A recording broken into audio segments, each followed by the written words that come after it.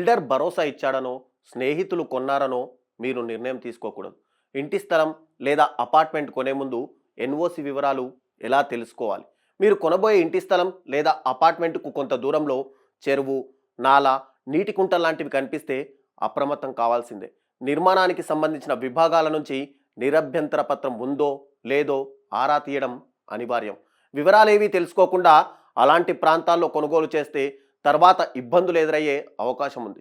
గతంలో జలాశయాల చెంత కొన్న స్థలంలో ఇల్లు కట్టాలన్నా, ఇదివరకే గృహం ఉండి పై అంతస్తులు వేయాలన్నా ఎన్ఓసి తప్పనిసరి అని మున్సిపల్ అధికారులు అంటున్నారు. వీటిని ఆయా విభాగాల నుంచి ఎలా పొందాలనే విషయాలు ఈరోజు తెలుసుకుందాం. జిహెచ్ఎంసి హెచ్ఎండిఏ పరిధిలోని చాలా చెరువులు ఆక్రమణకు గురయ్యాయి. ఫుల్ ట్యాంక్ లెవెల్ బఫర్ జోన్లో భారీ కట్టడాలు వెలిచాయి. వాస్తవానికి ఎఫ్టీఎల్ బఫర్ జోన్లలో ఎలాంటి భవనాలు నిర్మించేందుకు వీల్లేదు. ఎవరైనా కట్టినా వాటిని కూల్చివేసే అధికారం ప్రభుత్వానికి ఉంది. ఈ నేపథ్యంలో జలవనరుల చెంత నిర్మాణాలు లేదా లేఅవుట్లకు ఎన్ఓసీలు తీసుకోవాలి. చెరువులు, నదులు హెచ్ఎండిఏ పరిధిలోనైతే 200 మీటర్ల దూరం, జిహెచ్ఎంసీలో అయితే 100 మీటర్ల దూరంలో ఉంటే ఎన్ఓసి తప్పనిసరి. నిర్మాణాలు, లేఅవుట్ల అనుమతి కోసం హెచ్ఎండిఏ లేదా మున్సిపల్ శాఖకు దరఖాస్తు చేసినప్పుడు తొలుత మాస్టర్ ప్లాన్ ప్రకారం అక్కడ ఎలాంటి జోన్ ఉందో అధికారులు పరిశీలిస్తారు. అనంతరం నీటి వనరులపై ఆరా తీస్తారు. ఒకవేళ నిర్ణీత స్థలానికి సమీపంలో ఉంటే ఎన్ఓసి కోసం రెవెన్యూ, నీటిపారుదల శాఖకు పంపిస్తారు. ఈ ప్రక్రియ అంతా ఆన్లైన్లోనే జరుగుతుంది. మున్సిపల్ పట్టణాభివృద్ధి శాఖ మెమో 19612/M1/2012 ప్రకారం నీటిపారుదల శాఖలో ఎగ్జిక్యూటివ్ ఇంజనీర్, రెవెన్యూ విభాగంలో అయితే జాయింట్ కలెక్టర్ స్థాయి ఉన్న అధికారులు ఎన్ఓసి సర్టిఫికేట్ చేస్తారు. తమ వద్దకు వచ్చిన దరఖాస్తును ఉమ్మడిగా క్షేత్రస్థాయిలో పరిశీలించి ప్రతిపాదిత నిర్మాణం ఎఫ్ఏఎల్ లేదా బఫర్ జోన్లో పరిధిలోకి వస్తుందా లేదా అనేది నిర్ధారిస్తారు. ఎఫ్ఏఎల్ పరిధిని చెరువు అలుగు లేదా మత్తడి నుంచి జీపీఎస్ సాంకేతిక ఆధారంగా అక్షాంశాలు, రేఖాంశాల ఆధారంగా నిర్ధారిస్తారు.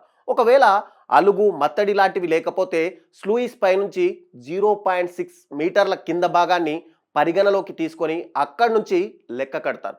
తద్వారా సంబంధిత లేఅవుట్, భవనం ఎల్డిఎల్ఓలో ఉందా లేదా అనేది తెలుస్తుంది. ఇక చెరువుకు ఎఫ్ఏఎల్తో పాటు బఫర్ జోన్ కూడా చాలా కీలకమే. 168 జీవో ప్రకారం 10 హెక్టార్లు అంతకంటే ఎక్కువ ఉన్న చెరువులకు చుట్టూ 30 మీటర్ల వరకు, అదే 10 హెక్టార్ల కంటే తక్కువ చుట్టూ ఉంటే 9 మీటర్ల వరకు బఫర్ జోన్గా పరిగణిస్తారు. ఈ ప్రాంతంలోనూ ఎలాంటి నిర్మాణాలకు అనుమతులు ఉండవు.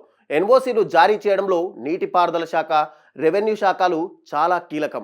టీజీబీ పాస్ ద్వారా దరఖాస్తు చేసుకున్నప్పుడు చెరువుల చెంతలో ఉంటే ఆయా దరఖాస్తులు తొలుత ఇరిగేషన్ శాఖకు వెళ్తాయి. అక్కడ పరిశీలించి ఎగ్జిక్యూటివ్ ఇంజనీర్ ధృవీకరిస్తారు. తర్వాత అది రెవెన్యూ శాఖకు వెళ్తుంది. ఇక జాయింట్ కలెక్టర్ స్థాయి అధికారి దాన్ని సర్టిఫై చేయాల్సి ఉంటుంది. ఈ రెండు విభాగాలు ఎఫ్టీఎల్ బఫర్ జోన్ పరిధిలో లేవని తేల్చిన తర్వాతే హెచ్ఎండిఏ లేదా జిహెచ్ఎంసి అనుమతులు మంజూరు చేస్తుంది. నిబంధనల ప్రకారం 15 రోజుల్లో ఈ ప్రక్రియ పూర్తి చేయాల్సి ఉంటుంది. కొన్నిసార్లు సాంకేతిక, ఇతర కారణాలతో జిహెచ్ఎంసి, హెచ్ఎండిఏ మాస్టర్ ప్లాన్లో చెరువుల ఉనికి కనిపించకపోయినప్పటికీ ఇరిగేషన్, రెవెన్యూ మ్యాప్లను పరిగణలోకి తీసుకుంటారు. ఇందులో రెవెన్యూ క్రెడస్టల్, రెవెన్యూ విలేజ్ మ్యాపులు, ఇరిగేషన్ మెమోరీస్ మ్యాపులు చాలా కీలకం కానున్నాయి. ఆయా మ్యాపుల్లో చెరువులకు 100-200 మీటర్ల లోపు నిర్మాణాలు లేదా లేఅవుట్లు చేపట్టాలంటే అప్పుడు కూడా ఎన్ఓసీలు తప్పకుండా తీసుకోవాల్సిందే.